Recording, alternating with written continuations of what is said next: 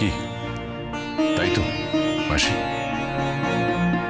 হ্যাঁ, আমি তো তাই বলছিলাম, ঠাকুরমশাই কি নিদেন দেন সেটা দেখে তারপরে।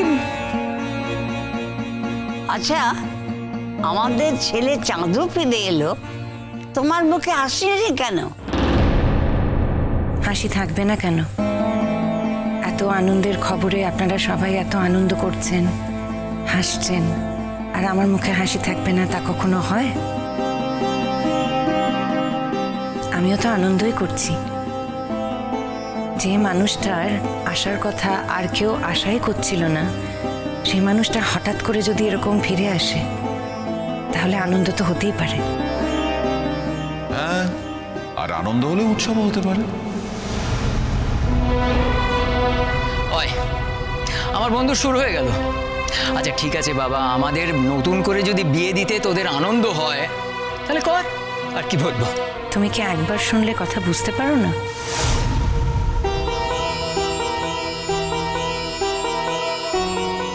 বারবার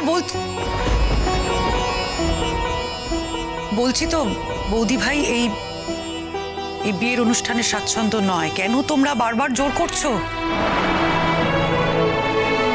আমরা জোর করবো না তো কে জোর করবে ভাই? আচ্ছা, এরকম একটা ব্যাপারেও আমরা জোর করতে পারি না? না, করা উচিত নয়। এটা ওদের একান্ত ব্যক্তিগত ব্যাপার, তাই ওদের মতামতটা জেনেই সবকিছু ঠিক করা উচিত। ঠিক আছে ঠিক আছে, বেয়ান অনুষ্ঠান করবেন কি করবেন না সেটা তো জানা নেই, কিন্তু এই উপলক্ষে বাড়িতে নিশ্চয়ই মিষ্টি এসছে। হ্যাঁ, খাওয়ান দেখিনি, সে মিষ্টি খাওয়ান, ভালো ভালো মিষ্টি খাওয়ান। আমাদের বাড়িতে অনেক মিষ্টি, এখন মিষ্টি ছড়াছড়ি। আমরা এনেছি, পাড়া প্রতিবেশীরা এনেছে, ফুল মিষ্টি সব এই করছি। হ্যাঁ, মিষ্টি নিয়ে হয়। আনছি কাকাবাবু।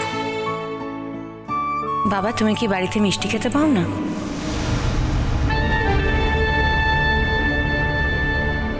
মানে? না, এরকম চেয়ে চেয়ে পরের বাড়ি এসে মিষ্টি খেতে চাইছো তাই বললাম। পরের বাড়ি? মেয়ের শ্বশুর বাড়ি আবার পরের বাড়ি হয় নাকি? বুড়ি,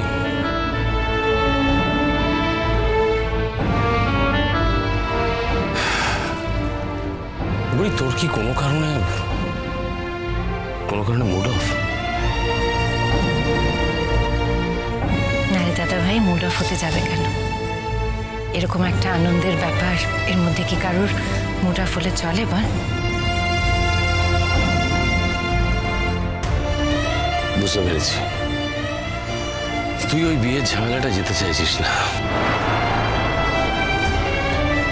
ঠিক আছে, তুই নিজের মতন করে কর, যেটা তুই ভালো। আমি যেমন ছিলাম আমি তেমন থাকতে চাই। আমি কোনো কিছু বদলাতে চাই না।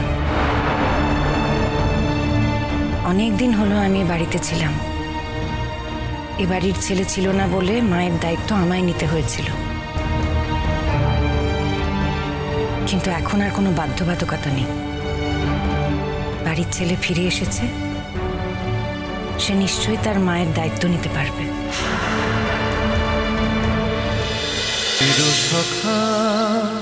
চিরসখা, সোম থেকে রবি প্রতিদিন রাত ৯টায় স্টার জলসায় ও জিও হটস্টারে।